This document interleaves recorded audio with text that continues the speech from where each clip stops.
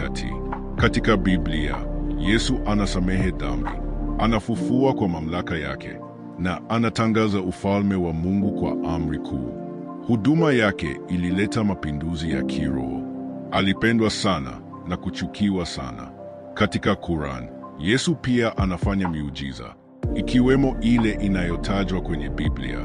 Lakini kuna tofauti moja muhimu. Kila muujiza unatokea kwa idhini ya Allah. Kauli hii inarudiwa mara kwa mara. Katika sura 3 tunasoma, nimewaletea ishara kutoka kwa Mola wenu. Nitawafinia mfano wa ndege kwa udongo, kisha nitapuliza ndani yake, na itakuwa ndege kwa idhini ya Mungu. Anaponyesha kipofu na mwenye ukoma, anawafufua wafu, anazungumza akiwa bado mchanga, na anapuliza uhai kwenye ndege ya udongo. Lakini yote ni kwa idhini ya Mungu. Hii